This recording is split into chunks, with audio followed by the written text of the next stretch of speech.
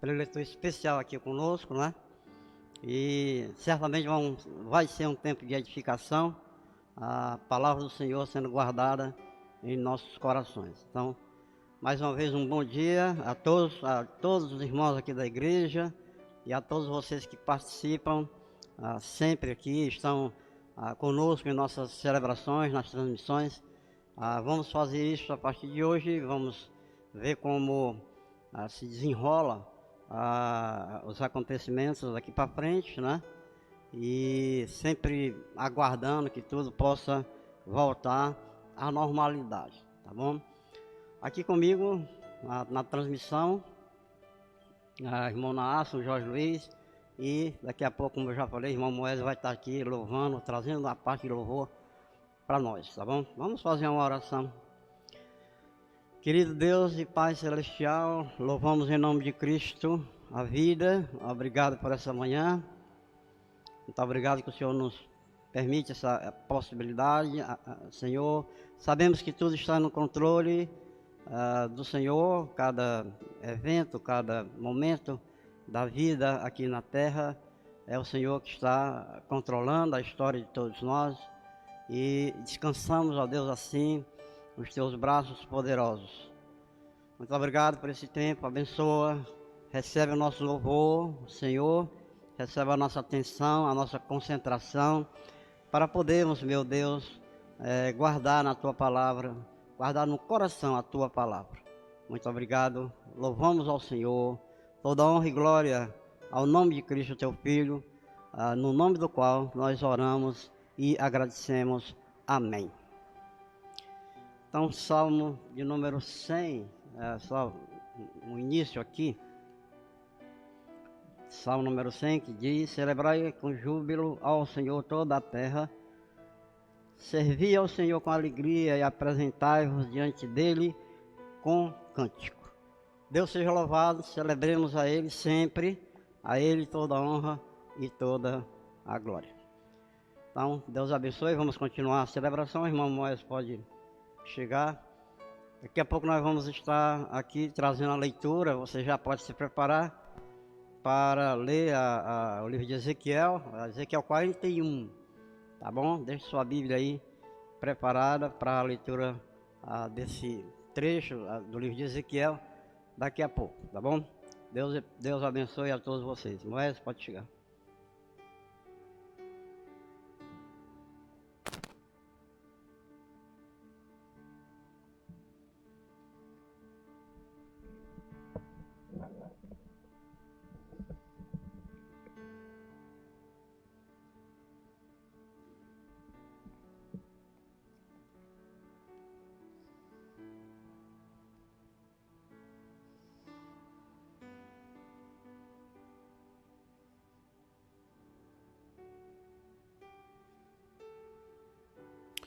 Ok, irmãos, bom dia. É sempre um privilégio ao nosso Deus trazer louvores, privilégio para mim estar louvando e engrandecendo o nome do Senhor nessa parte através dos louvores. Então vamos iniciar cantando o corinho de número 116, Dádiva.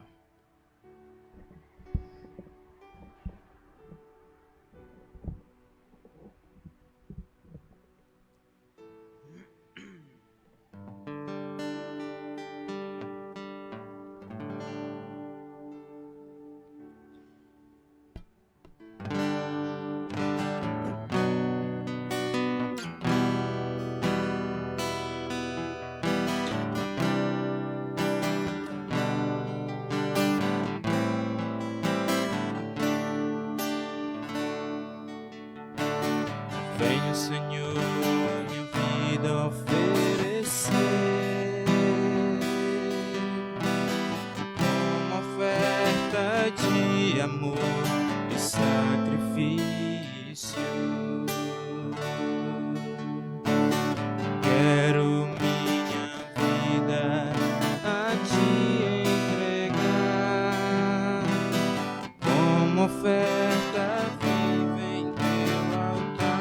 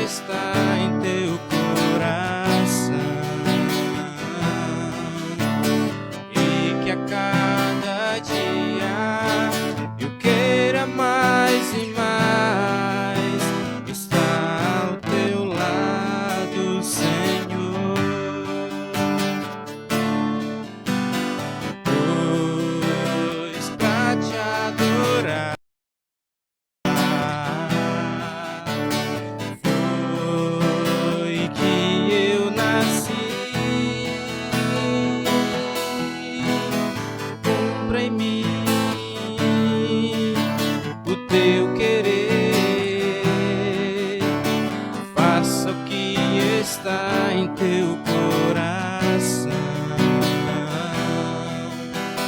e que a cada dia eu queira mais e mais estar ao teu lado, Senhor, estar ao teu lado, Senhor. Amém. Corinho de número 129. Seja engrandecido. Logo após esse corinho, o pastor Luiz vai chegar novamente para fazer a leitura de Ezequiel, capítulo 41.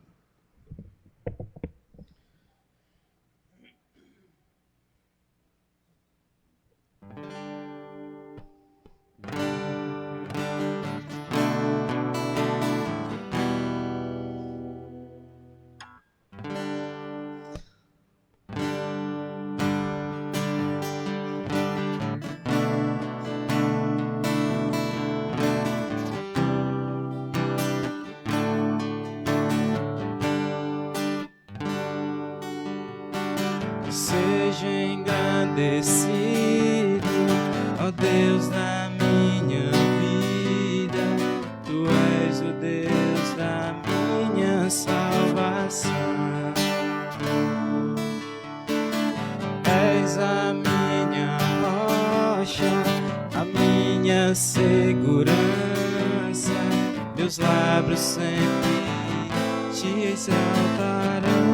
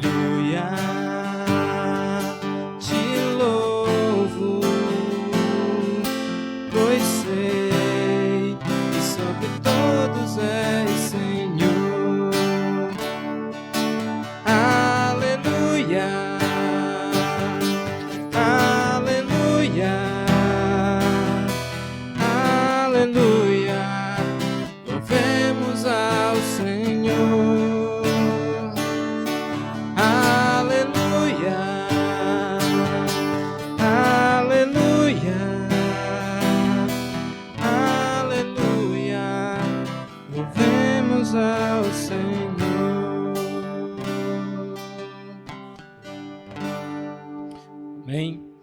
Pastor Luiz, pode chegar.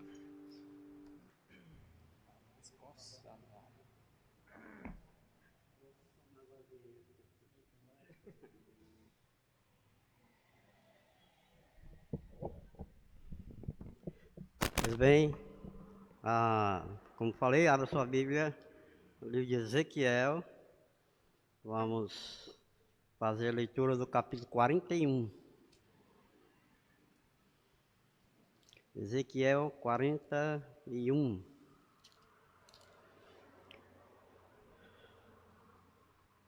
Mais uma vez, um bom dia, amada igreja. Estávamos até olhando ali a assistência e tem realmente um grupo bom de pessoas aqui, a nossa igreja. Eu sei que também que de outras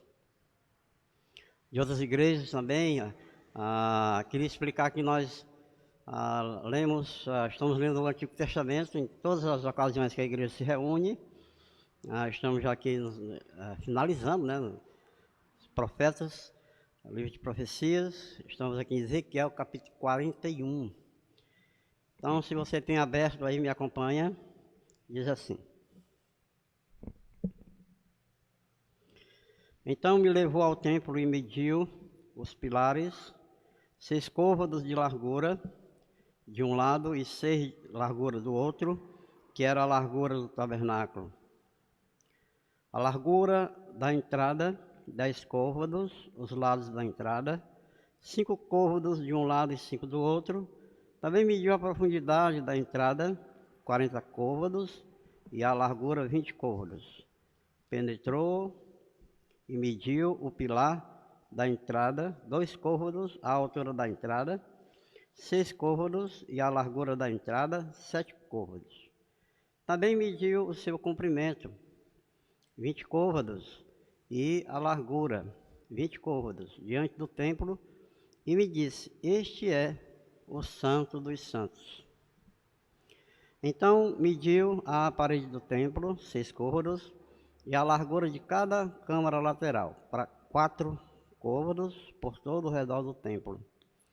As câmaras laterais estavam em 3 andares, câmara sobre câmara, 30 em cada andar, e havia reentrâncias na parede do templo ao redor para as câmaras laterais, para que as vigas se apoiassem nelas e não fossem introduzidas na parede do templo.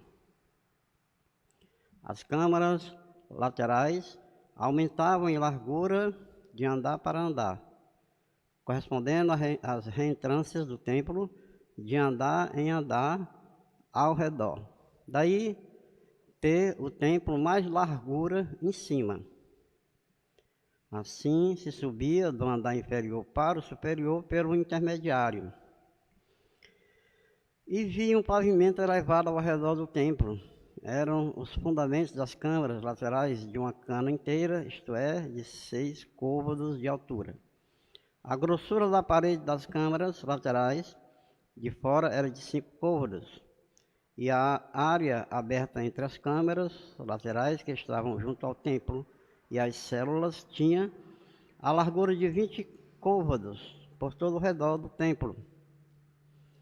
As entradas das câmaras laterais estavam voltadas para a área aberta, uma entrada para o norte e outra para o sul.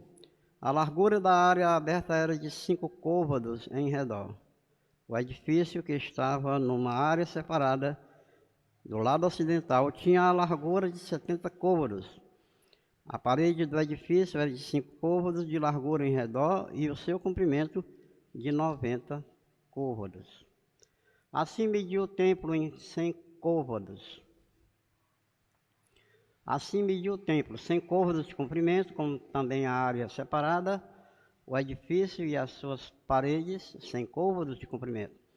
A largura da frente oriental do templo e da área separada de uma e de outra parte, 100 côvados.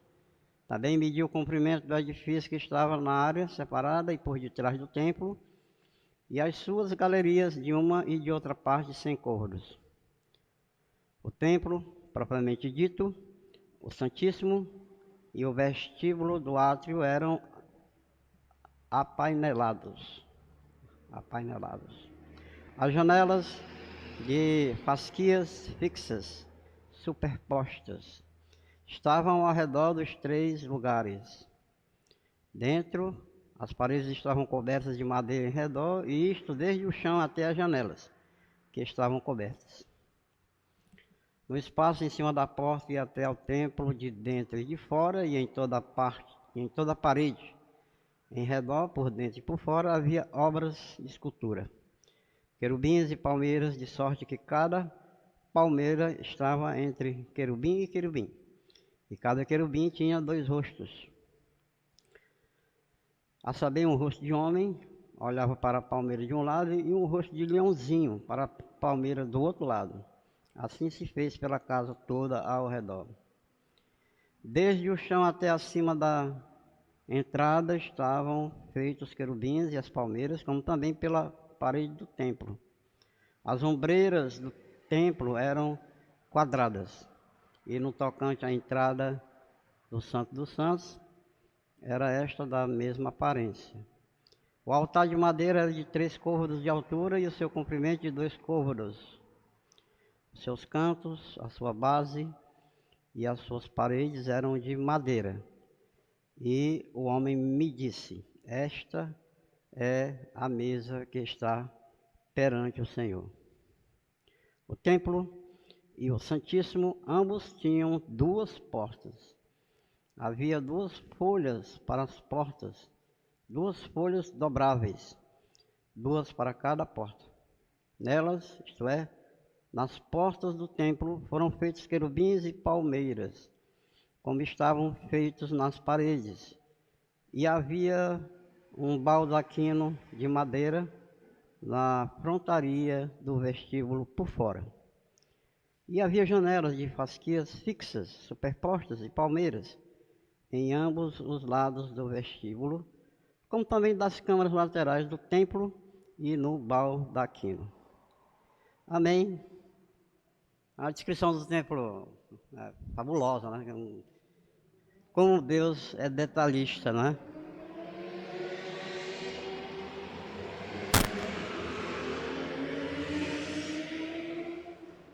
Tá passando uma coisa aqui, né? Pois é. Mas lockdown para eles aí, né? Muito bem, graças a Deus pela leitura da sua palavra, como nosso Deus é o Deus abrangente, não é? Um Deus que não tem limite, mas também um Deus imanente, não é? Um Deus que não tem limite, mas um Deus que é pessoal. Isso nos mostra, é uma das lições que nós podemos tirar aqui, quando desses detalhes da construção do templo. Deus abençoe vocês. Moés pode chegar.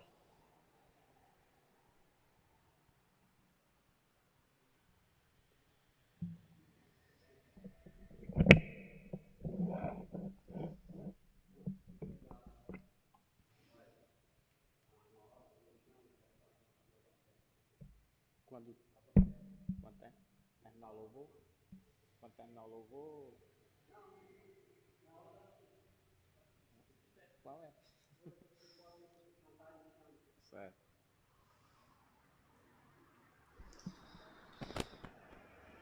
Ok, irmãos, vamos dar continuidade aos louvores. Vamos cantar o corinho de número 125, que diz, é uma pergunta: quem pode nos livrar como o Senhor? Será que existe alguma coisa ou algo que pode nos livrar como o Senhor, diante da situação que nós estamos vivendo? Será que existe algum remédio, algum médico que possa nos livrar mais do que o Senhor? Claro que não, né? Deus é que está no controle de todas as coisas. Ele que criou todas as coisas e claro que Ele que nos livra de todas as coisas. Quem pode nos livrar? Quem pode livrar como o Senhor? Número 125.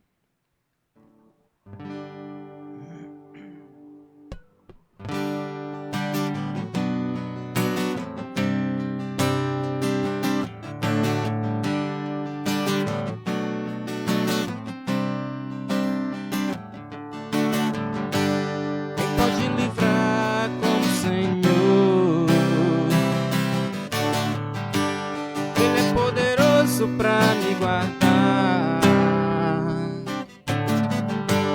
quem pode livrar como o Senhor? Ele é poderoso pra me guardar. Quando os meus inimigos se levantaram contra mim, o Senhor estendeu sua mão para mim e me deu a vitória. O Senhor estendeu sua mão para mim e me deu a vitória. Quem pode livrar como o Senhor? Poderoso pra me guardar. Quem pode livrar como o Senhor? Ele é poderoso pra me guardar. Quando os meus inimigos se levantaram contra mim,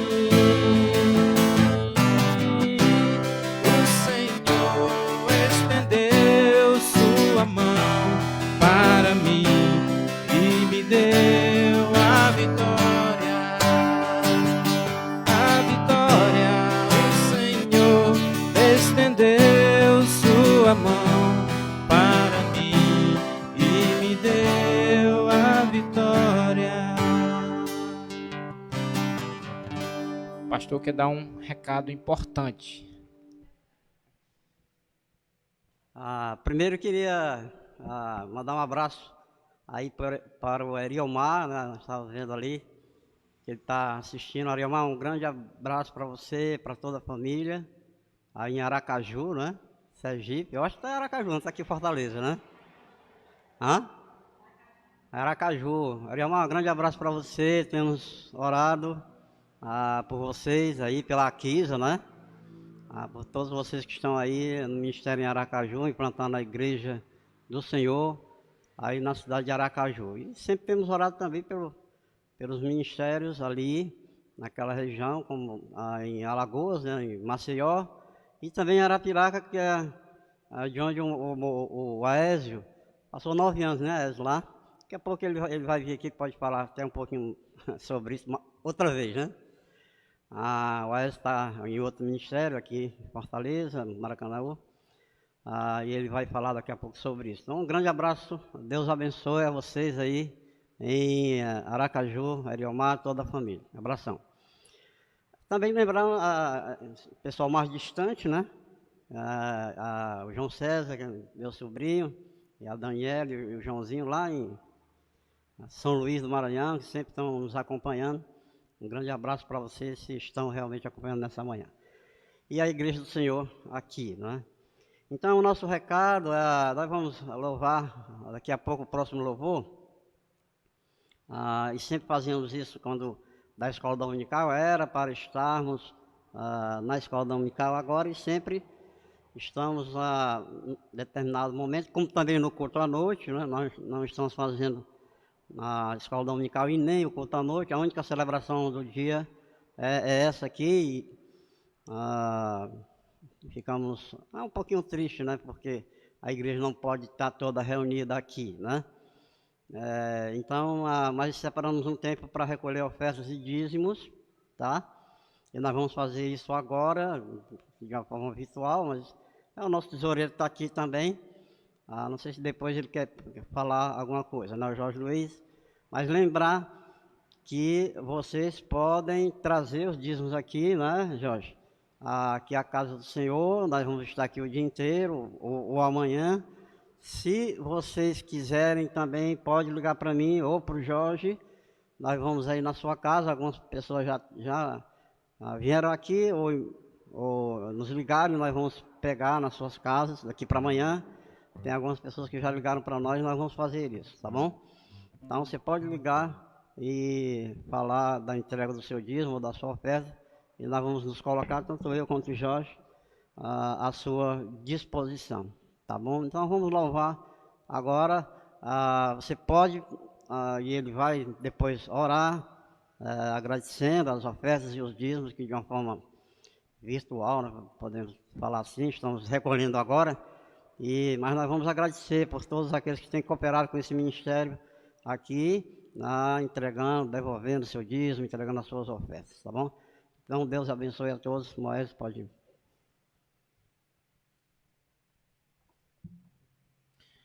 Vamos cantar mais um corinho, número 131, Eu Creio.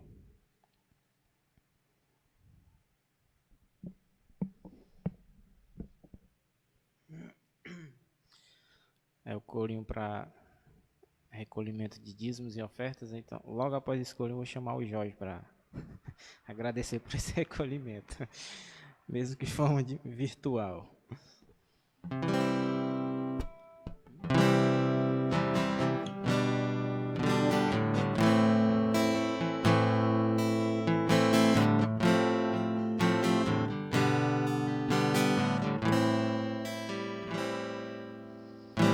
Eu creio que tudo é possível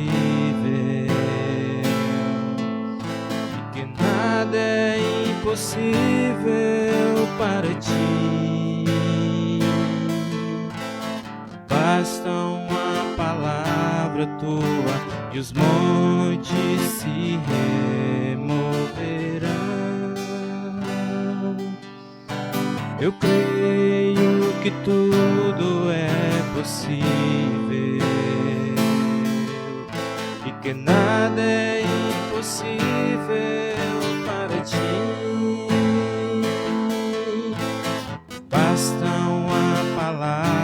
tua, os montes se removerão, pois contigo saltarei muralhas e também destruirei exércitos.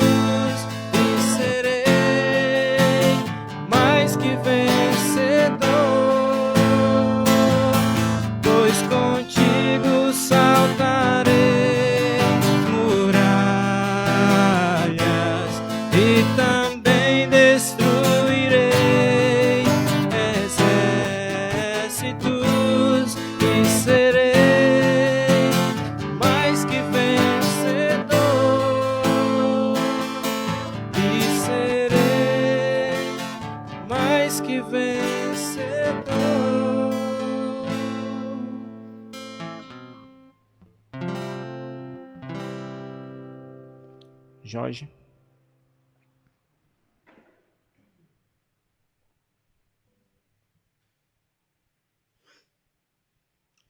Bom dia, irmãos. É um prazer também estar com vocês nessa manhã de domingo, para louvarmos o nome do Senhor, aprender um pouco dele, né? Como o pastor falou, nós estamos à disposição de vocês para recolher as ofertas e dízimos que os irmãos quiserem nos enviar aqui para a casa do Senhor. Basta entrar em contato conosco e nós procuraremos o melhor jeito de recolher o seu dízimo ou a sua oferta, tá bom? Vamos orar, agradecer ao Senhor, porque o Senhor tem suprido, não só nos tempos bons, mas também nos tempos difíceis, a nossa igreja, né? Vamos orar. Querido Deus, eu sou grato ao Senhor, porque, diferente de nós, Pai, Tu és fiel.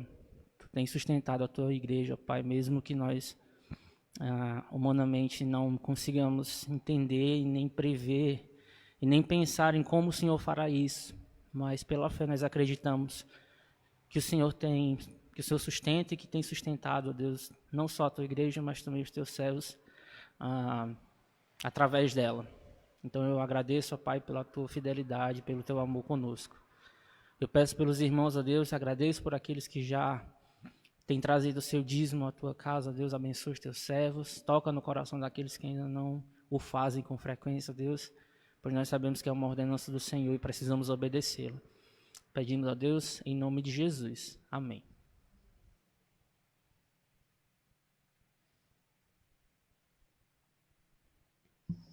Ok, obrigado, Jorge. Vamos encerrar com mais um louvor. Já está passando do horário. Tá certo aquele relógio? 9h07, né? Vamos cantar mais um louvor. Louvor baseado no versículo de Romanos 8:28, que diz: sabemos que todas as coisas cooperam para o bem daqueles que amam a Deus, daqueles que foram chamados segundo o seu propósito. O título dessa canção é Todas as Coisas.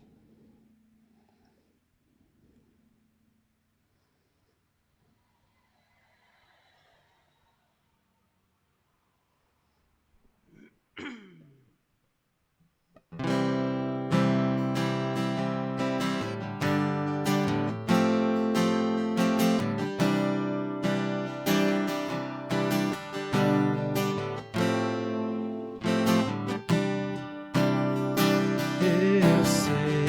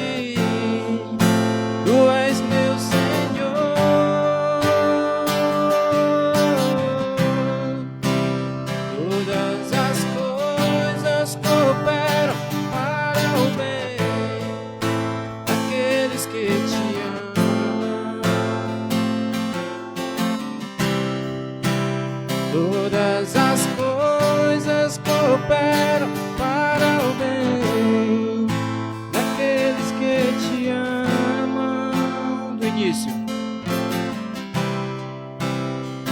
Eu sei que sempre estás comigo, Senhor.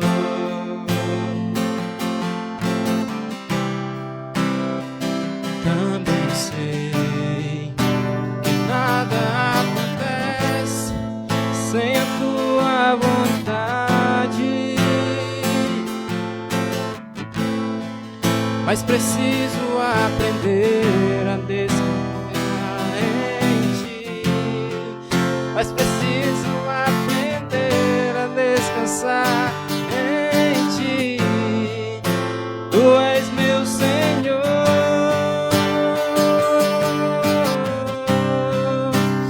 Todas as coisas cooperam para o bem daqueles que te amam. Todas as coisas cooperam para o bem daqueles que te amam, Jesus. Todas as coisas cooperam para o bem daqueles que te amam.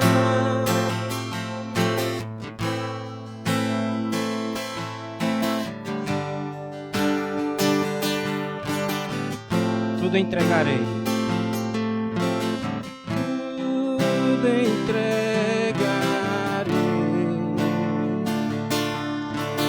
Tudo entregarei.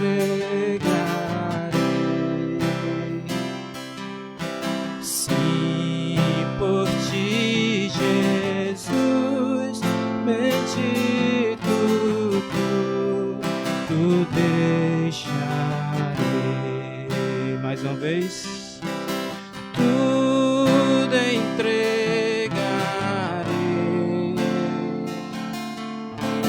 Tudo entregarei.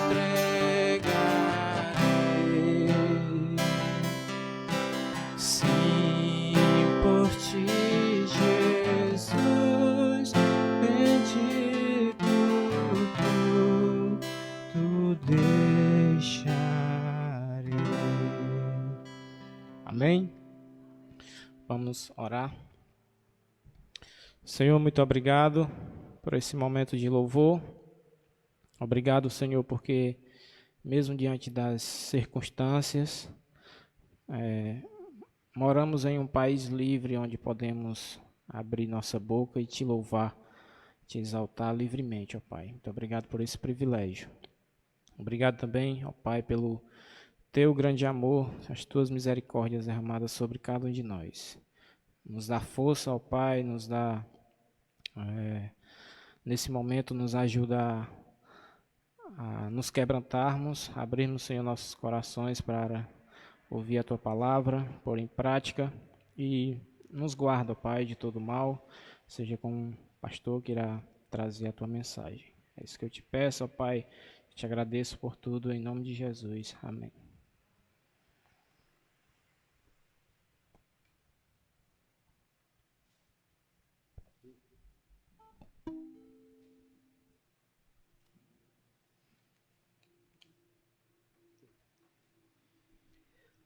Muito bem. Então, queremos chamar o pastor Aézio aqui. Ele é o nosso pregador essa manhã. Uma alegria poder receber o Aézio com a família. Está aqui a esposa, a filhinha, sua sogra. Então, ele vai falar um pouquinho aí do ministério, vai dar algumas informações e também trazer a palavra de Deus para nós. Hoje ele está lá no Bandeirante, aqui na Maracanaú, né? E mais uma vez conosco aqui. Estamos sempre juntos, né? Deus abençoe, pastor.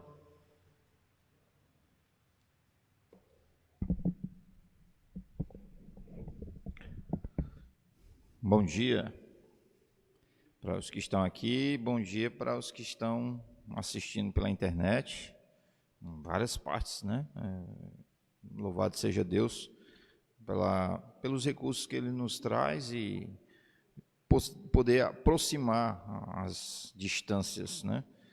O pastor falou de Aracaju, né? Os irmãos lá, pastor Elmar e família, alegria ter servido ao Senhor por vários anos junto desses irmãos, e realmente tem um tom de emoção nesse processo, lembrar da história, do que nós passamos lá e saber que esses irmãos estão também assistindo, né? Deus seja louvado pela vida deles. Nos sustentem em oração, nós também estaremos sustentando vocês em oração, tá bom? Deus abençoe, grande abraço. E também abraço para todos aqueles que estão nos assistindo, os demais, pela internet. Como o pastor Luiz Amorim já adiantou, nós temos servido por mais de 9 anos lá em Alagoas, na cidade de Arapiraca, e hoje nós estamos servindo na igreja em Jardim Bandeirante, Maracanaú, né? Mas o propósito realmente é servir em Pacatuba, porque o lugar onde a gente quer plantar um trabalho é um lugar chamado Alvorada, que já é Pacatuba. É vizinho ao bairro onde nós moramos, mas é outro município, né? É tão curioso, a gente mora na fronteira e a gente pensa que não, já está em Pacatuba, né? Temos servido, tanto eu quanto minha esposa, em várias coisas lá na igreja em Jardim Bandeirante. Eu fui para compor a equipe pastoral e para plantar essa igreja lá esse trabalho lá no Alvorada. Mas esse processo ele acontece de maneira gradativa e, ao mesmo tempo, ele também acontece de maneira lenta devido à pandemia. A pandemia atrapalhou muita coisa. Essa semana eu estava conversando com um missionário da BGFM, ele me falou que muita coisa tem ficado parada devido a essa questão da pandemia, né? O evangelismo é difícil, né? Mas a gente começou alguma coisa, a gente tem dado estudo bíblico lá no Alvorada. Além disso, na igreja, lá em Jardim Bandeirante, nós temos servido, eu prego, eventualmente, semana passada eu estava pregando lá na igreja. Giovânia serve no Ministério da Escola Dominical. Aliás, nós não temos mais escola dominical, nós temos agora Escola Bíblica Discipular. A gente migrou para a noite, para quinta-feira à noite. Então nós temos programações lá terças, quintas e aos domingos, né? A Giovânia trabalha ajudando no processo da Escola Bíblica Discipular, também trabalho com crianças, na educação cristã. Além disso, ela tem servido lá num projeto, tanto ela quanto eu, projeto social que nós temos, com crianças carentes. Ela é a coordenadora e eu tenho dado algum tipo de auxílio lá também. Além disso, temos discipulados com pessoas, treinamento de irmãos, enfim. São muitas demandas, muitas coisas para fazer. Nosso propósito era fazer uma EBF lá no Alvorada, e era numa escola. O diretor ele não abriu as portas para nós, ele escancarou as portas, né? Deixou muito fácil para nós entrarmos e tal. Ele queria fazer uma parceria conosco. No entanto, aí estourou a pandemia, estourou a pandemia não, a situação de contenção do vírus ficou mais rígida, né? Isolamento, enfim, aí nós precisamos adiar a EBF. Mas está tudo caminhando, nós temos essa EBF e só está adiada, né? Vamos ver quando a gente vai conseguir realizá-la. Orem por isso, irmãos. São muitas coisas, muitos desafios, e a gente se vê em meio a todas essas coisas. Tenho falado para algumas pessoas o seguinte, que esse tempo de pandemia é tão curioso, tão difícil, tão diferente, tão inédito, que a gente não sabe direito como agir, né? Eu, pelo menos, não sei muito bem como agir, não. Tem muita coisa, são muitos ângulos, muitos vértices para a gente pensar. E aí, ore por nós para que a gente tenha sabedoria de como servir ao Senhor nesse tempo, né? Bem, meus queridos, eu queria compartilhar com os irmãos um texto que tem falado ao meu coração, e esse texto eu acho que vem muito a calhar com a situação que nós temos vivido de pandemia. As pessoas vivem muito angustiadas, muito preocupadas, muito desesperadas, algumas desenvolvendo até problemas mentais, enfim, e muita preocupação, muita coisa. A gente está em meio a muito medo, não é? E eu creio que esse texto ele vem a acalmar nosso coração, né? Abra sua Bíblia em Apocalipse capítulo 12. Eu sei que muitas vezes as pessoas quando falam em Apocalipse já ficam logo com medo, né? Logo Apocalipse. Mas Apocalipse capítulo 12 é um texto, como o restante do livro de Apocalipse, é um texto muito consolador. Apocalipse capítulo 12, verso 1. Apocalipse 12, verso 1.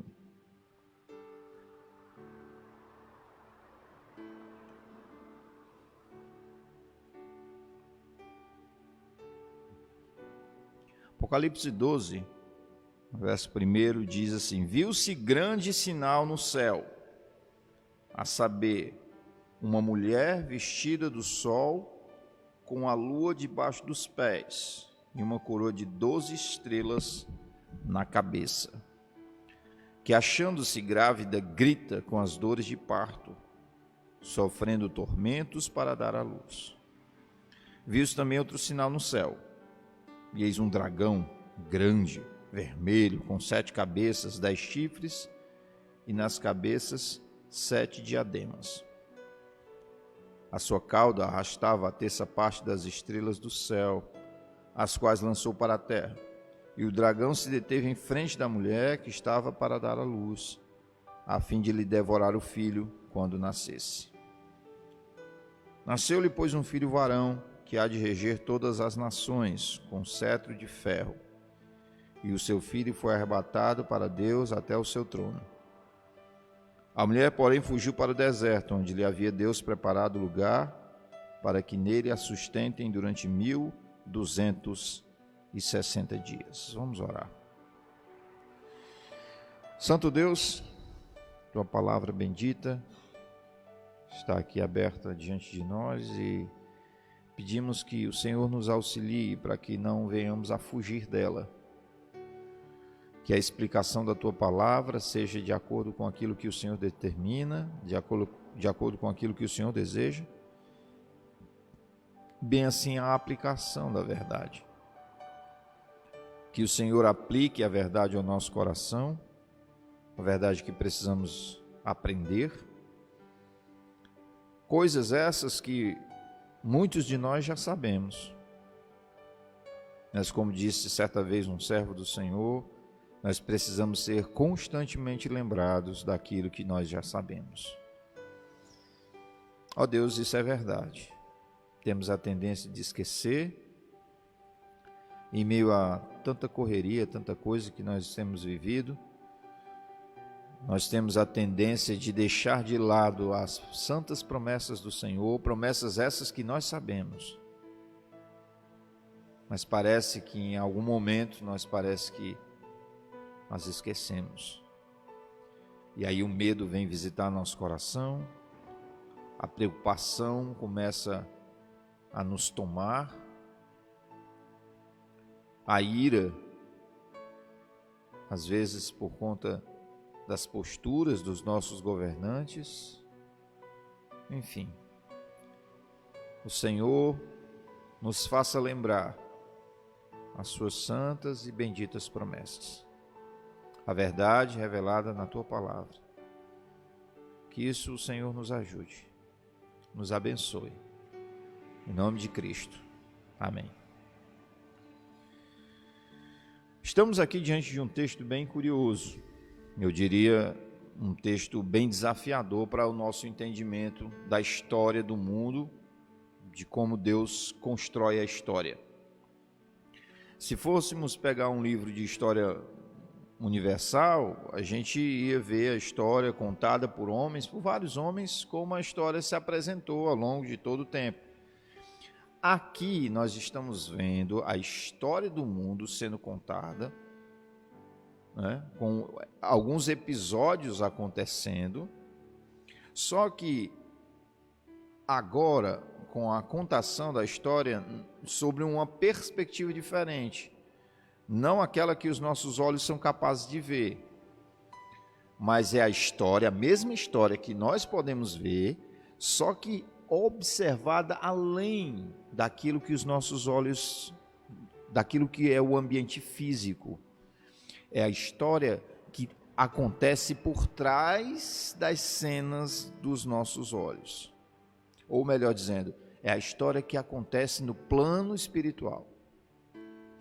Entenda, e quero me fazer bem claro aqui, é a história humana, só que tentando aqui, o texto nos faz ter o privilégio de meio que abrir um pouco a janela do ambiente sobrenatural e olhar pela história, ou olhar para a história sobre essa perspectiva, enxergando que existe esse universo sobrenatural acontecendo, exercendo suas forças sobre a nossa vida. Nós mesmo aqui estamos, nós aqui, vocês aí, onde quer que vocês estejam, nós estamos envolvidos numa trama universal e cósmica que envolve não só aquilo que a gente consegue ver. Existem anjos, existem demônios ao redor de toda a história, de todo o mundo, agindo e às vezes até interagindo com as pessoas. A gente vê como o mundo ou o poder das trevas é muito grande. O próprio apóstolo Paulo disse que este mundo ele é tenebroso, né? Ele é tenebroso. O apóstolo Paulo também vai dizer que a nossa guerra não é contra sangue e carne, mas contra principados e potestades, contra os dominadores deste mundo tenebroso. Ou seja, embora nós, crentes em Jesus, venhamos a lutar, ministrar, ensinar a palavra, a nossa luta não é contra aquilo que a gente consegue ver.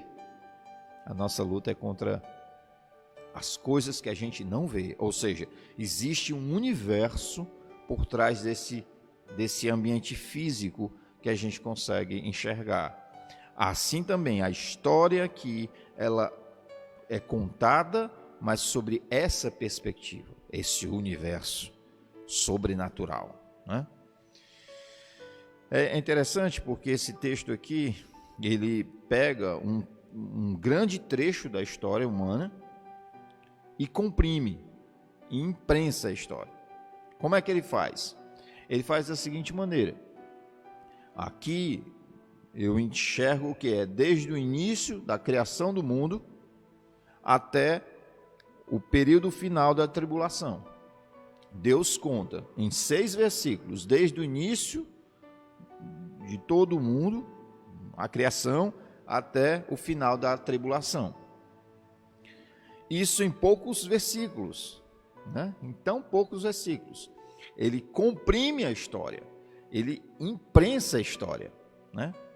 Espreme e compartimentaliza, compacta a história, né? Se fôssemos usar uma linguagem de informática, ele zipou a história, né? Ficou zipada aqui a história, para a gente poder entender. Alguns elementos acontecem. Vou passar. Nós somos hora e volta e meia visitados por barulho aqui, né? O carro passando rápido, né? Vamos ler rapidamente, aliás, vamos observar rapidamente alguns elementos desse texto. Não tem tempo para ver tudo, mas pelo menos sobrevoar e tentar passar por cima do sentido, pelo menos panorâmico do texto, e tentar, a partir disso, daquilo que o texto nos oferece de maneira panorâmica, trazer lições para a nossa vida e trazer consolo para o nosso coração, assim como desafios, né?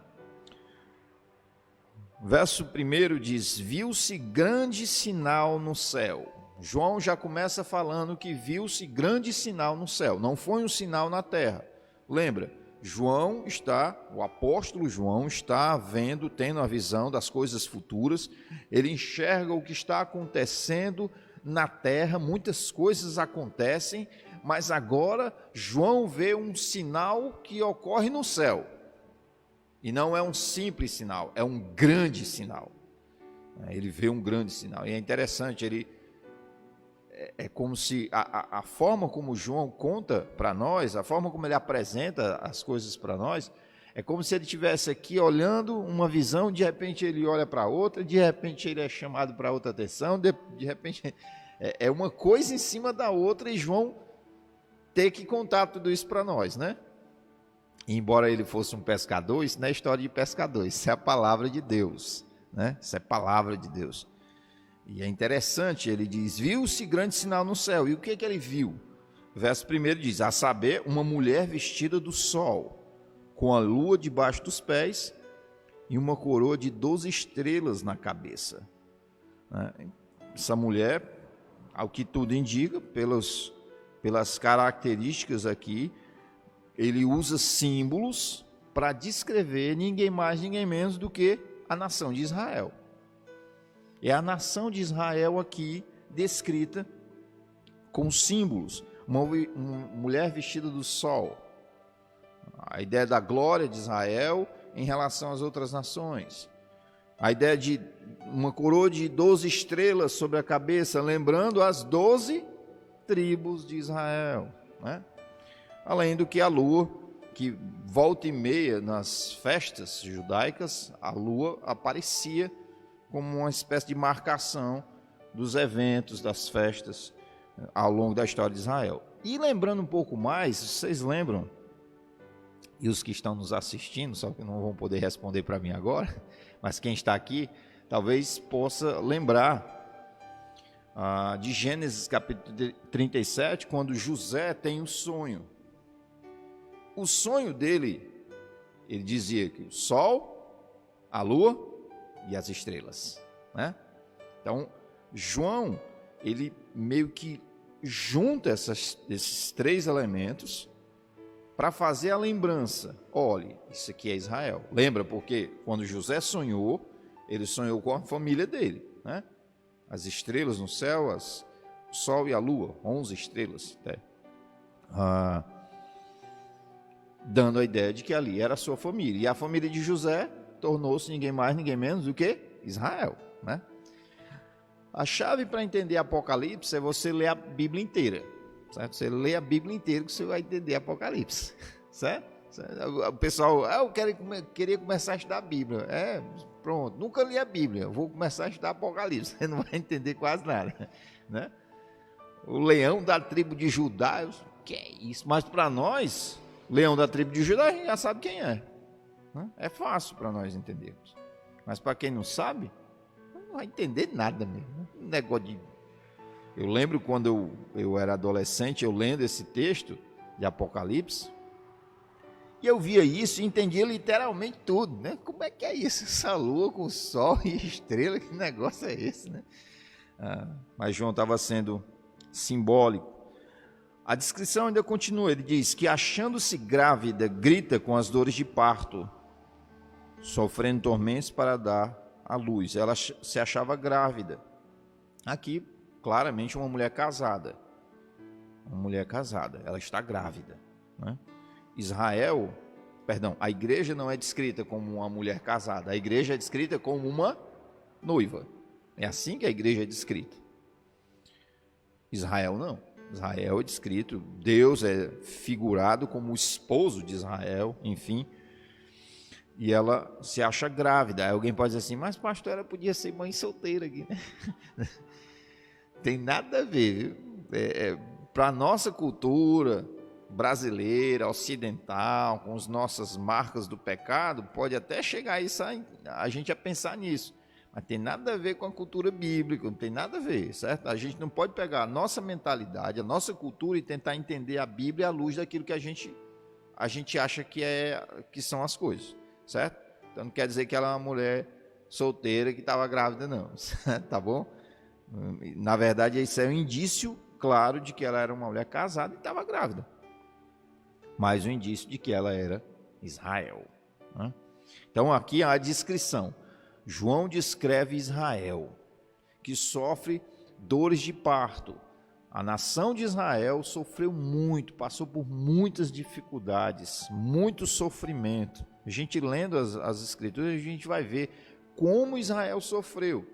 E ela estava grávida, a ideia é que o filho, o descendente da mulher, o descendente de Eva, viria por meio da nação de Israel, o Salvador do mundo, aquele que é Cristo, o Senhor.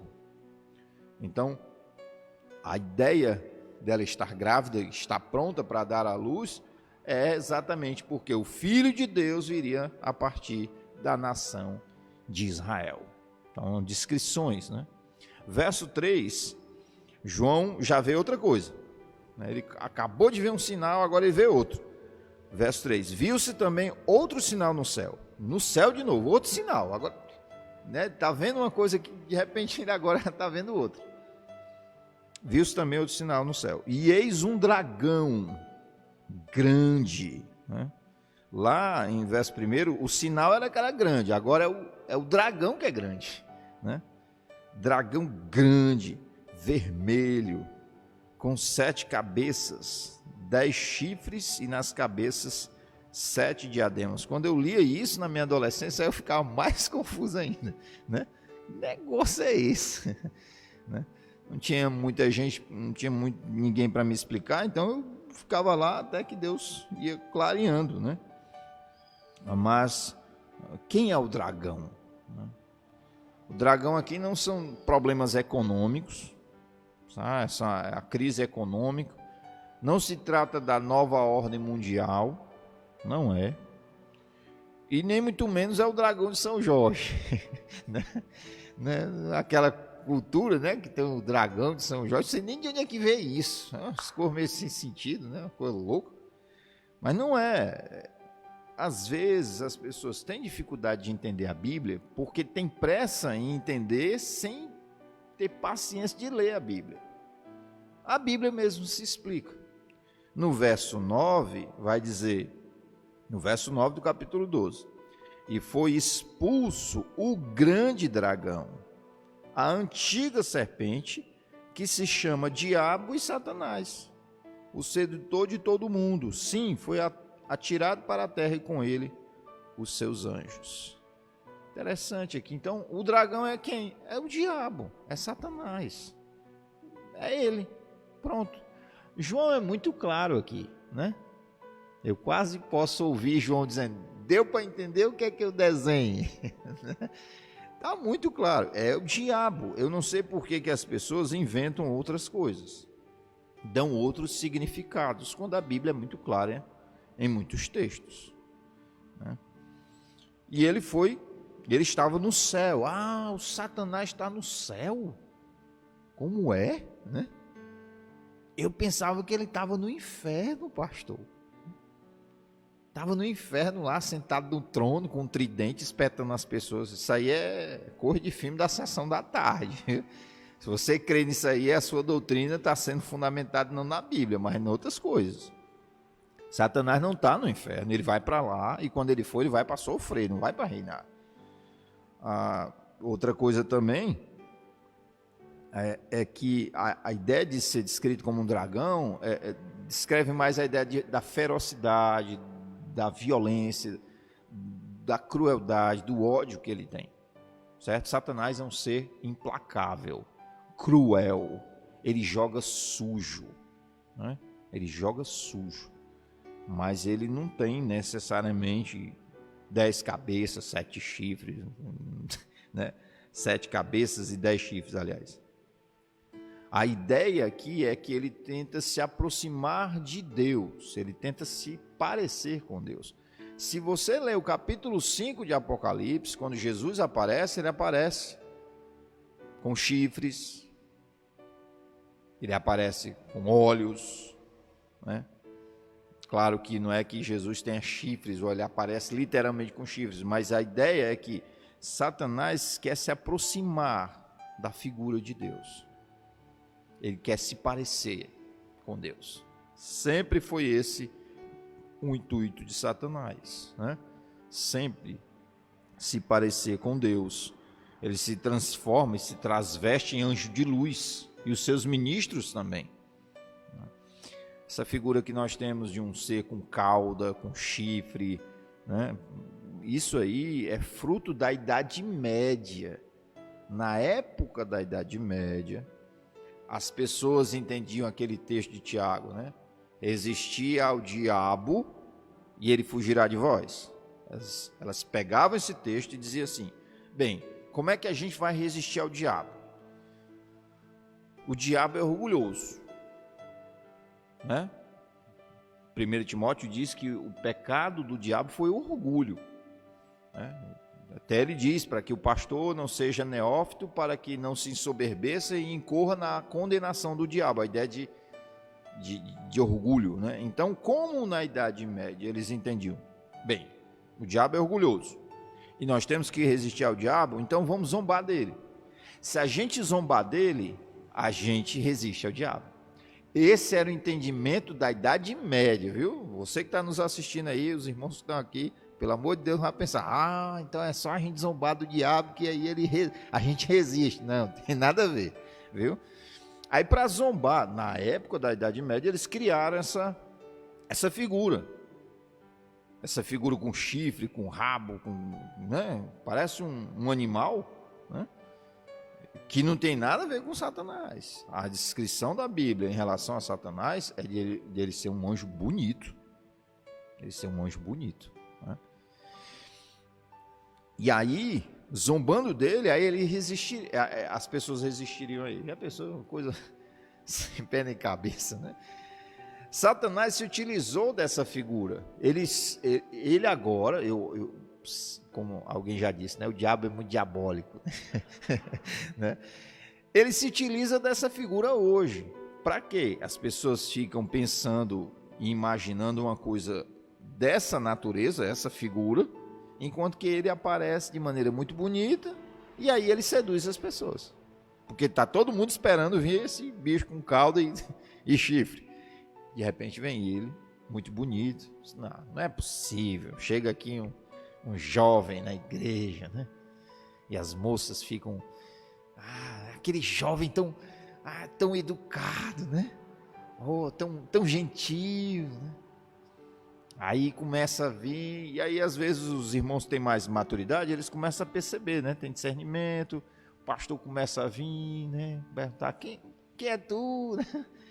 Você veio da onde, né? Mostre seus dentes aí, para ver se você não tem uns dentinhos de lobo, né? Manda ele. É incrível, irmãos, incrível como pessoas perversas nas igrejas são muito persuasivas nas palavras, tá? E parecem muito com pessoas de Deus. Muito cuidado, muito cuidado. Eu creio que a igreja de Pacatuba já deve ter enfrentado, ou se não já devem ter visto, ou ainda vai ver, né? Todas as igrejas já passaram por algum momento de encontrar alguém assim. Artimanhas de Satanás, né? Satanás usa desses caminhos. O verso 4 vai dizer que a sua cauda arrastava a terça parte das estrelas do céu. A ideia é que ele pegou as estrelas do céu, nada mais, nada menos do que os anjos. Satanás se revoltou, se rebelou contra Deus, e ele era o chefe do sindicato dos anjos, um líder sindicalista dos anjos, revoltado, né? Revoltado, era da PUC, enfim, Satanás, muito ódio, querendo tomar a posição de Deus, né? ele querendo ser governo golpista, né? Quis tomar a posição de Deus e aí arregimentou uma série de de anjos com ele. Uma terça parte dos anjos, que é um número imenso. A forma como a Bíblia descreve o número dos anjos, não tem nem um número matemático batizado ainda, porque é um número imenso, é um número incontável de anjos. Calculadora não tem como, nem calculadora profissional não tem como calcular o tanto de anjos que tem. Mas pegando esse número imenso, Satanás pegou um terço deles. Imagina quantos demônios, né? Quantos anjos que se tornaram demônios, né? Junto com ele, se rebelando contra Deus. Quando foi que aconteceu isso? Eu creio na época da criação. Em que dia da criação? Não sei. Não sei se foi depois que terminou ali, mas foi por ali. E onde é que tem isso? Satanás tinha que ter sido criado para se rebelar, né? Ele não podia se rebelar antes de ser criado. Então ele foi criado. Jó diz que os anjos se apresentam na hora da criação louvando a Deus. Então, talvez em algum momento, mas talvez, certo? Talvez. Você que está me ouvindo na internet, os irmãos aqui, eu estou dizendo talvez, em algum momento depois de terminar os 6 dias da criação, certo? Não vá sair daí, ô pastor, dá todo, e aí o dia, deu a hora, até o... Não, mas em algum momento ali, ele se rebelou e junto com ele os anjos. Tanto que no Éden ele já aparece como uma serpente, né? Já aparece como uma serpente, curiosamente. O verso 4, continuando, né? Vamos ler o verso 4 inteiro. A sua cauda arrastava a terça parte das estrelas do céu, as quais lançou para a terra. E o dragão se deteve em frente da mulher que estava para dar à luz, a fim de lhe devorar o filho quando nascesse. Então, ele se portou diante da mulher, diante de Israel. Aí já houve um salto muito grande na história. Fomos da criação para a época do nascimento de Jesus. Satanás sabia que não tinha como impedir de Jesus nascer. Não tinha como impedir do Filho de Deus nascer, de surgir, Jesus Cristo nascer. Então o que ele faz? Já que eu não posso impedir, eu vou pelo menos devorá-lo quando ele nascer. Vou tentar destruí-lo quando ele nascer. Se a gente lembrar bem, irmãos, na história, quando Jesus nasce, Mateus capítulo 2 vai falar de Herodes, né?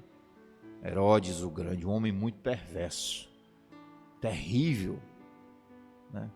Um homem que, quando os magos, os sábios do Oriente, melhor dizendo, chegaram para procurar o rei dos judeus, o recém-nascido rei dos judeus, Mateus capítulo 2 diz que ele fica desesperado, Herodes fica preocupado, e toda Jerusalém com ele. Sabe por quê? Porque Herodes era um homem louco.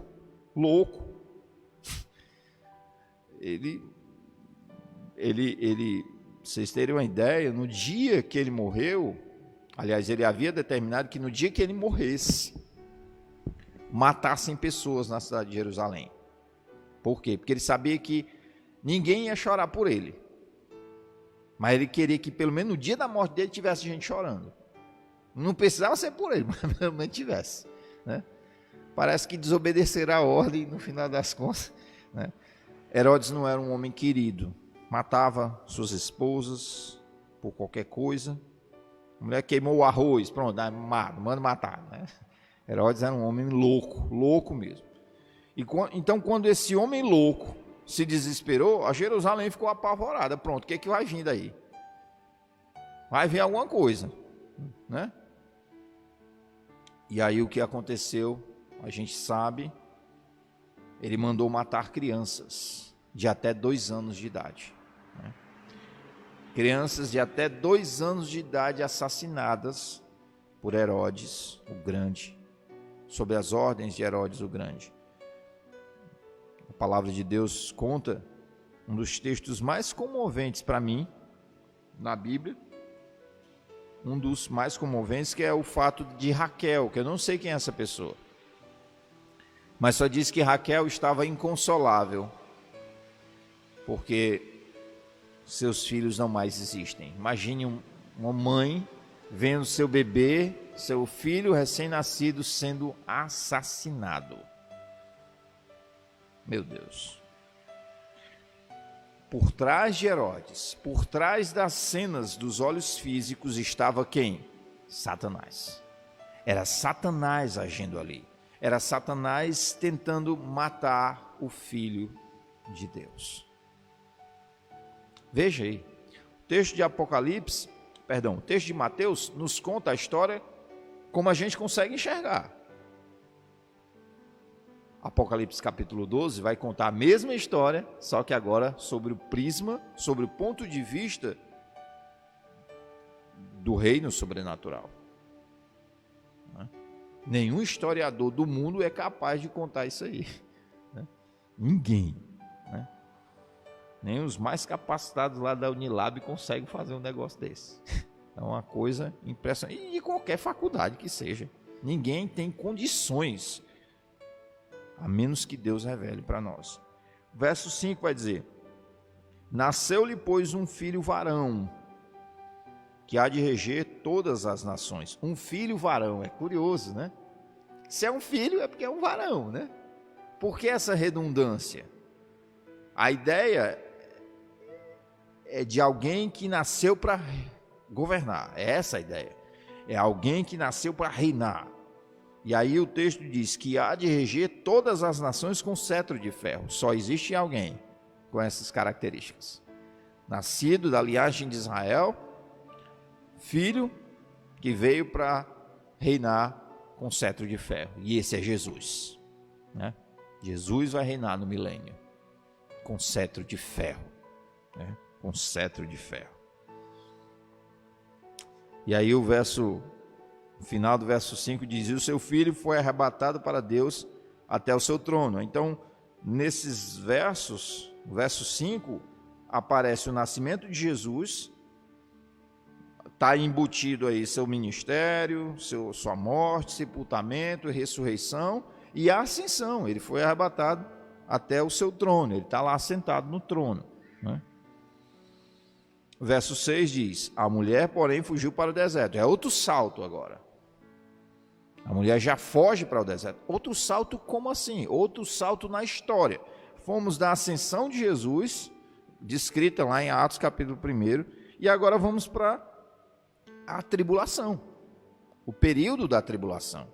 O período de 7 anos que está determinado sobre a nação de Israel, que vai ser perseguida.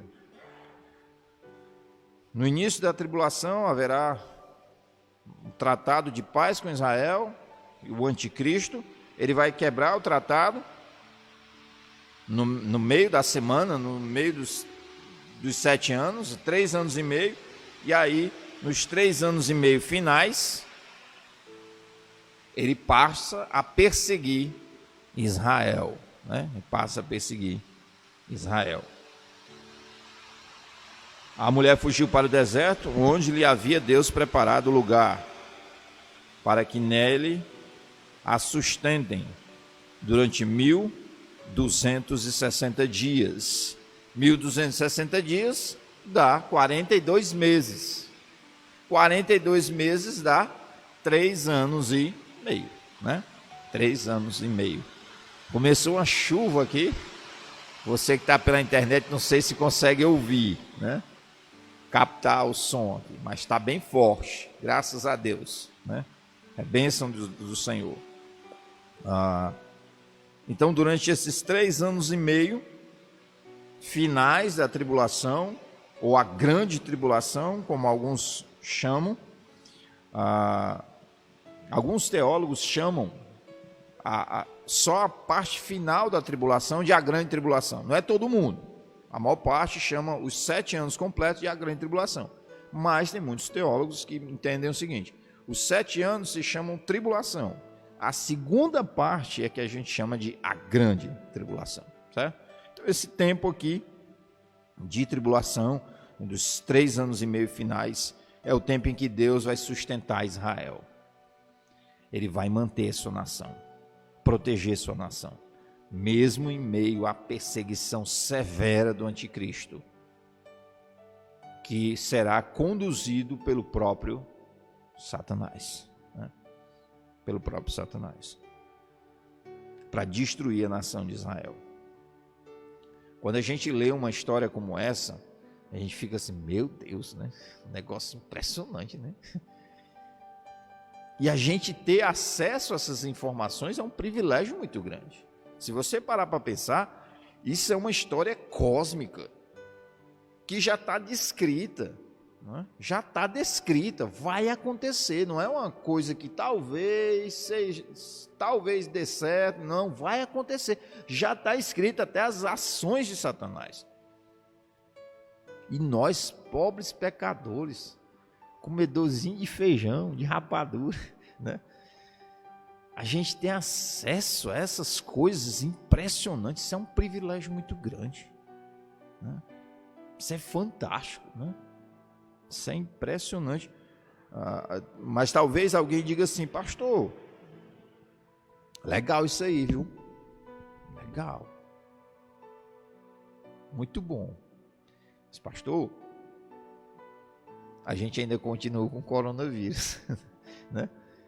A gente continua ainda com lockdown, com os decretos dos governadores, dos prefeitos. Continuo tendo que pagar o meu boleto amanhã, vai vencer, e cadê o dinheiro? Né?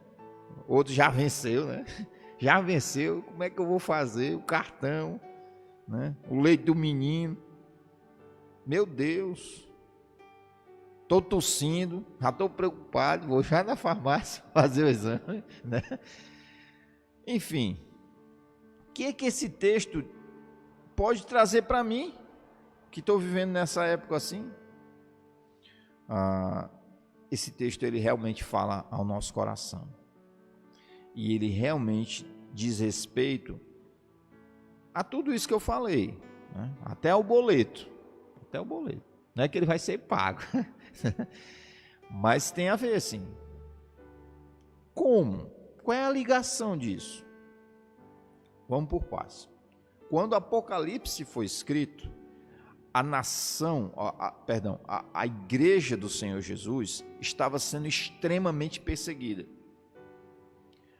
João estava preso na ilha de Patmos, uma ilha isolada, um preso de alta periculosidade. A pessoa, João, um senhor de mais de 80 anos, estava preso, que era perigo, representava perigo para o Império Romano. Os cristãos estavam sendo mortos, muitos dos apóstolos haviam já morrido. Imagine você ser morto porque era crente. Nós, o irmão Moésio estava falando, né? Nós temos liberdade aqui. Mas num lugar onde você é perseguido porque é crente, porque crê em Jesus. E aí você vem para a igreja, está lá louvando a Deus e tal, e no outro domingo, aquele irmão, cadê aquele? Morreu, foi assassinado. No outro domingo, fulano, a família toda sumiu, todos eles foram assassinados. Imagine isso aí. Imagina um negócio desse. E o que Deus escreve para essa igreja? Para essa igreja que estava passando por essas dificuldades? Apocalipse. Para oferecer o quê? Consolo. Meus irmãos, é como se Deus tivesse meus filhos. Está acontecendo tudo isso. Mas eu estou no controle da história. Eu estou contando tudo. Eu estou controlando tudo. Não se preocupe. Isso aí não foi o ponto final na sua existência, não. O mal não vai prevalecer. O mal não vai ganhar. Apesar da história estar parecendo que não tem sentido, eu estou no controle. Eu continuo sentado no trono. E a história vai se governar, vai se conduzir da maneira como eu desejo. Isso era para servir de consolo para a igreja naquela época. Isso deve servir de consolo para nós também. Isso deve servir para nós também. Isso deve trazer consolo para nós. Pastor, mas como é que pode trazer consolo? Nós estamos na época do Covid-19, coronavírus, enfim. Estamos no meio de uma pandemia. Estamos no meio de um país cheio de corrupção, cheio de promiscuidade, cheio de tanta coisa errada. Vivemos no meio de uma guerra de ideologias, de pensamentos, de tanta coisa. A gente olha para a vida e parece que não tem ninguém no controle. Mas tem. Deus está no controle. E o consolo que Deus ofereceu para a sua igreja naquela época, Ele oferece para nós hoje. É o mesmo consolo. O problema não está no consolo que Deus oferta. O problema está no nosso coração. A gente espera o consolo de alguma coisa, menos de Deus. Chegou a vacina do coronavírus. Agora sim, agora meu coração está consolado. Agora não tenho mais medo de nada. Não me preocupo. O meu político de estimação foi eleito. Agora vai. Agora nós temos esperança. Agora acabaram-se todos os problemas. Sabe nem se o pobre infeliz vai assumir, né? Eu lembro Tancredo Neves, né? Ele disse: nem Deus toma a minha presidência, né? Subiu nem a rampa, né? Subiu nem a rampa. Então, esses pobres homens, pobres coitados, que estão no poder, eles são alvo, ou devem ser alvo da nossa oração, e não do nosso ódio. A gente deve orar por eles. Haja oração. Mas precisamos orar por eles. É o que a Bíblia diz. Antes de tudo, Paulo fala, antes de tudo, eu quero que seja feita orações, intercessões, ações de graças por todos os reis, todos aqueles que se acham investidos de autoridade, porque isso é justo e agradável a Deus. Deus quer que seja feito assim. Independente se eles colocam coisas que atrapalham a nossa vida ou não, Deus está no controle. Deus está no controle. Paguei meu boleto, agora sim estou consolado. Acabou o meu problema, agora vou dormir à noite tranquilo. O que Deus oferece para nós é a sua palavra, é a sua promessa, de que isso aqui que nós acabamos de ler, de Apocalipse 12, vai se cumprir. Já se cumpriu grande parte do que está aqui descrito. Por que o final não há de se cumprir? Só está faltando o verso 6, né? Só isso. Por que a gente se preocupa tanto? Pastor, mas isso aí é só para a grande tribulação, meu querido.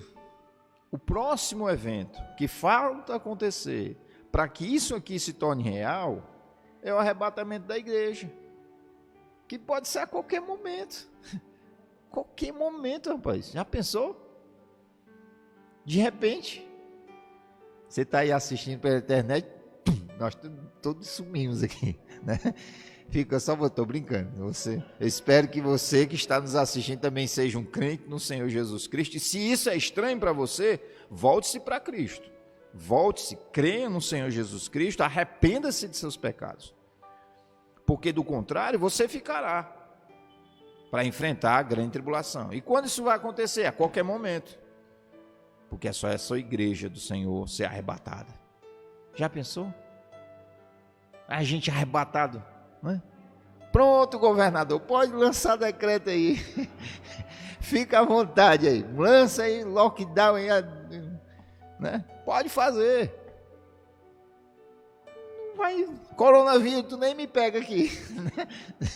Não tem como me pegar. Enfim, irmãos, a gente fica preocupado, angustiado. Que alegria, nós temos essa esperança, é verdade. Isso é verdade. É a palavra de Deus, verdadeira, profunda, gloriosa para nós, né? Isso deve oferecer consolo para nós. Isso deve trazer consolo. Isso deve nos encher o coração de alegria. Nós pensamos no céu de uma maneira muito equivocada. A gente pensa no céu de uma maneira tão triste, né? tão melancólica, né? Que às vezes ficamos até... Por que a gente prega do céu se o céu é tão assim, sem brilho, sem alegria? O céu, na verdade, é um lugar maravilhoso. O céu é um lugar espetacular. E a gente fica crendo em coisas que não estão na Escritura sobre o céu e acabamos perdendo a alegria do céu. Meus queridos, a história não tem um ponto final agora. Mesmo que nós venhamos a pegar o Covid-19, mesmo que nós venhamos até morrer de Covid-19, né? Mesmo que seja, isso não vai ser o ponto final na nossa vida. Não vai. Eu acho que a igreja de Pacatuba, como muitas igrejas, muitos irmãos, oraram pelo pastor Douglas, pelo filho dele, o Obed, né? Um partiu num dia, o outro partiu no outro, no dia seguinte, né? Muito dolorido, mas a vida deles não teve o ponto final. Não foi o ponto final na história desses irmãos. Não foi. E por mais que a gente pense, foi derrotado por conta da morte, foi não. Um dia, eles e nós vamos cantar juntos. Onde está, ó morte? A tua vitória? Onde está, ó morte? O teu aguilhão? Nós vamos cantar, vamos louvar ao Senhor, né? O Moés vai tocar para a gente, tá? Né? Enfim, vai ser bom, vai ser um grande privilégio. Além disso, irmãos, esse texto de Apocalipse deve levar uma reflexão muito séria sobre a santidade que nós devemos ter. 1 João 3,3 diz que aquele que tem nele esta esperança, a si mesmo se purifica, assim como ele é puro. Nós precisamos, diante de um texto como esse, de uma verdade tão gloriosa como essa, descrita em Apocalipse, nesses 6 versos, devemos buscar a santidade. Na nossa vida prática, na nossa vida com Deus. E eu acredito que a santidade é um artigo cada vez mais escasso na vida da igreja. E eu não digo nem escasso no sentido somente daquilo que a gente consegue ver, mas eu digo naquilo que está só no coração. Como está seu coração? Como está seu coração diante de Deus? Deus tem sido glorificado. Você tem ansiado pela vinda de Cristo? E você tem vivido a sua vida sob essa perspectiva e purificado a sua vida, a sua obediência, a sua caminhada por meio dessa esperança, através dessa esperança, né? Eu posso me encontrar com Cristo a qualquer momento, né? Qualquer momento esse universo vai ser, a agenda do mundo vai ser mudada a qualquer momento, né? Qualquer momento. Quando eu vou para um funeral de crente, eu sempre sou visitado por essa ideia, né? E se Cristo aparecer agora, se Cristo vier pegar a igreja agora, esse irmão aí vai se levantar. Já pensou? E não vai ser nem enterrado, né? Que coisa impressionante. O texto de 1 Tessalonicenses diz que eles são as primícias, né? Eles vão ser ressuscitados. Imagine, muitos homens de Deus, homens que eu respeito, homens que eu tenho grande admiração, acreditam que o arrebatamento vai ser uma coisa secreta. Tenho respeito, mas eu discordo. Eu acredito que o arrebatamento vai ser uma coisa visível. É muita gente morta que vai ressuscitar. E esses corpos todos vão para onde? E nós todos, os vivos, né? Se a gente estiver vivo, né? Que é até uma forma de evangelizar. Você pode dizer, se eu morrer, pode ser que nós não morramos, né? Se eu morrer, alguém vai dizer, morrer? E tu vai ficar, como é isso? Tu vai morrer? Pode ser que eu não morra, né? Mas imagine essas pessoas, tanto os crentes que estiverem vivos, quanto os que ressuscitarem naquele momento, esse grande número de gente sendo levado ao céu. Eu não acredito que seja uma coisa sigilosa, sabe? Até porque os eventos dos últimos tempos não são coisas sigilosas, são coisas visíveis, muito claras, né? São inquestionáveis. Não vai aparecer alguém dizendo assim, foi os ETs que abduziram. Não, todo mundo vai saber que foi. Pode até aparecer um ou outro, mas todo mundo vai saber que foi o arrebatamento da igreja. E aí o plantão do Jornal Nacional, como é que vai ser? Né? O pavor, o irmão Vera está ali fazendo até uma sonoplastia, né? Mas o pavor que vai visitar o coração dos repórteres, dizendo, olha aí, o povo sumiu aqui. O arrebatamento da igreja, né? De repente, chamam, fazem aqueles programas, né, de última hora, Globo Repórter, vamos estudar o quê? 1 Tessalonicenses 4, 13, 18, né? Vamos ver, vamos chamar homens para explicar. Talvez até usem esse vídeo, né? Olha, teve um pastorzinho lá, pregou lá na Pacatuba, bora ver lá o que ele disse. Enfim, irmãos, o mundo vai ser surpreendido por esse momento, e é a qualquer momento. Precisamos viver vidas santas diante do Rei do Céu. Por fim, a última aplicação é baseada em 1 Coríntios capítulo 15, verso 58. O apóstolo Paulo fala sobre a ressurreição de Jesus, fala que ela aconteceu, fala das implicações dela para a nossa vida cristã, tanto as presentes quanto as futuras. No que se diz respeito às aplicações futuras, ele fala de que nós vamos ser ressurretos, nós vamos ter corpos diferentes, né? Enfim, corpos sem o pecado, né? E aí Paulo traz tudo isso para uma aplicação para a vida prática dele. Ele diz, sede firmes, sempre abundantes. Não, sede firmes, inabaláveis e sempre abundantes na obra do Senhor, sabendo que no Senhor o vosso trabalho não é vão. Precisamos servir, irmãos. Diante do texto de Apocalipse, diante da verdade de que Deus vai cumprir com o seu plano redentivo, plano soberano e vitorioso, nós devemos lembrar de servir ao Senhor. E servir com abundância. Servir ao Senhor com dedicação, com esforço. Servir ao Senhor. Servi-lo com o nosso coração, com a nossa alma. Servi-lo abundantemente. Cada cadeira que você leva, cada transmissão que você faz, hoje a gente é envolvido com essa questão eletrônica, né? Vocês que estão nos assistindo, tem uma parafernália aqui, né? Uma série de tudo isso, quando é feito para o serviço do Senhor, isso não será em vão. Quando é feito na dependência do Senhor, não será em vão.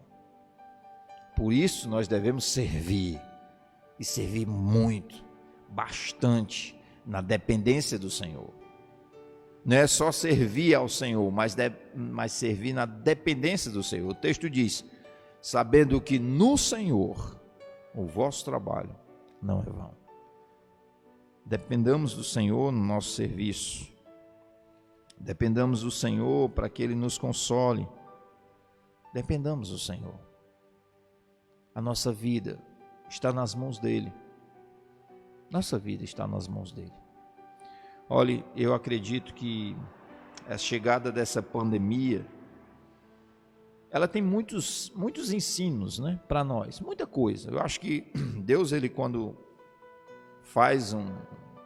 traz um evento à história, Ele não tem só um objetivo, Ele tem vários. Mas eu acredito que dentre os vários, um deles é Deus nos lembrar que nós somos frágeis, sabe? Nós somos frágeis. Deus nos faz lembrar que a gente estava vivendo uma vida muito cheia de si, né? Sou poderoso, eu vou fazer, eu posso, eu passo, né? Eu faço e aconteço. Eu sou muito bom, eu paguei o meu plano de saúde, né? Estou seguro. Aí Deus pega uma bactéria, né? Está no controle, ele está no controle, não fugiu o controle dele, não. Um negocinho tão pequenininho, a gente não consegue nem ver, de tão pequenininho que é. E esse negocinho causou o que causou no mundo, né? Tem causado tragédias. Pessoas queridas nossas, perto ou longe, têm partido. Somos muita coisa? Bastou uma bactéria. Imagine Deus vindo com sua glória no período da tribulação. Deus é poderoso, nós somos frágeis. Reconheçamos a grandeza dele e a nossa pequenez. Ao passo que ele é glorioso, nós devemos nos recolher à nossa insignificância. Vamos orar. Santo Deus, o Senhor é glorioso, o Senhor é Deus poderoso, e eu te louvo, porque o Senhor usa as coisas fracas desse mundo para humilhar as fortes, usa as coisas que não são para humilhar a nada as que são. Ó Deus, eu te bendigo por essa igreja em Pacatuba, que tem se mantido, ó Deus, com a tua graça, não pela força deles, não pela inteligência deles. O Senhor tem usado esses irmãos de uma maneira tão especial. Uma pequenina representação do teu rebanho. Um pequeno rebanho do Senhor aqui reunido para te louvar, para te bendizer, para aprender da tua palavra. E essa pequena amostra do teu rebanho, frágil, limitada, tem abençoado tantas vidas, tem chegado em tantas partes do mundo, por meio do auxílio a missionários. Ó Deus, só o Senhor para explicar isso. Eu te bendigo por esses irmãos, pela firmeza deles.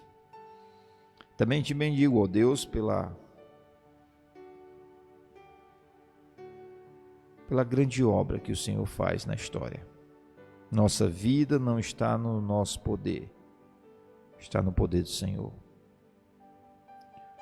Nossa vida está nas tuas mãos, e o Senhor governa e controla ela da maneira como o Senhor deseja. Ó Deus, traz ao nosso coração a lembrança bendita de que temos consolo na tua palavra, não nas circunstâncias, na tua palavra. Traz consolo, ó Deus, por meio dela.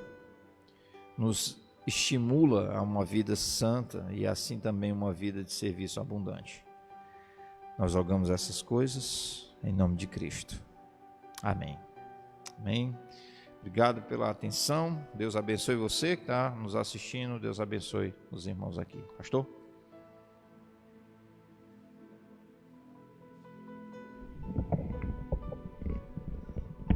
Agradecemos a pastor Ezra, palavra do Senhor. E é uma celebração só, não é? Então eu queria cantar um louvor, mas você podia vir aqui. Eu queria cantar um louvor, depois a gente encerra com oração e alguns avisos, tá? Me dá esse livro aí, mais.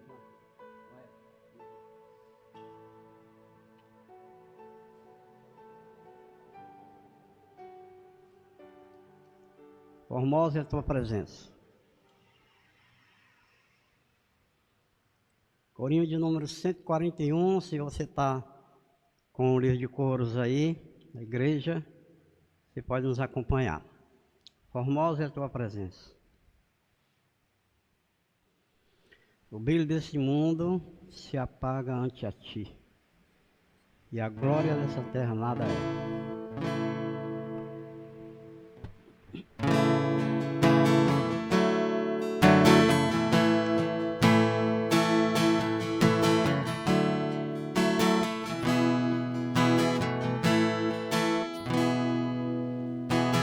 Brilho desse mundo se apaga ante a ti, glória dessa terra nada é. Tudo cai em tua presença, ó Deus. Formosa é tua presença, Senhor. De novo. Brilho desse mundo se apaga ante a ti, a glória dessa terra nada é.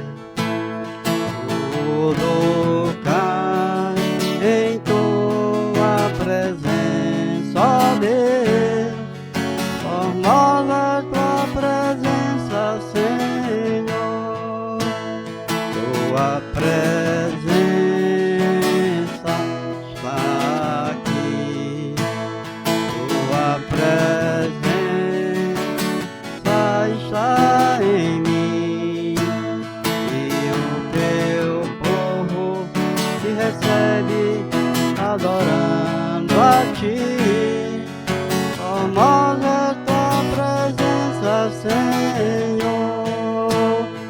Tua presença está aqui. E aí também. Tua presença está em mim, e o teu povo te recebe adorando a ti. Formosa é tua presença, Senhor. Formosa é tua presença, Senhor. A Ele glória e honra para todo o sempre. Amém? Então, vamos dar alguns avisos, depois a gente se encerra com oração.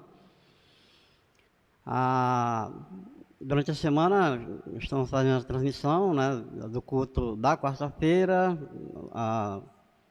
reuniões tanto de jovens quanto dos adultos, dos homens, aliás, e das mulheres. Estamos vendo alguma oportunidade que podemos fazer.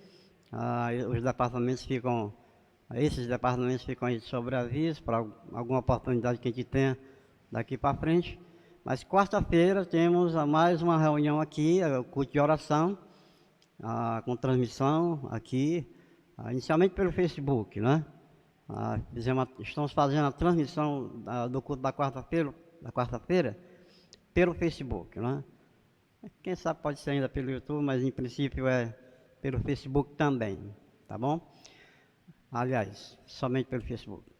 E na sexta-feira, como fizemos agora, anteontem, temos o ITB. Nós resolvemos trazer as aulas do Instituto Teológico Batista todas as sextas-feiras, tá bom? E nós estamos com o curso de Religiões, Seitas e Heresias.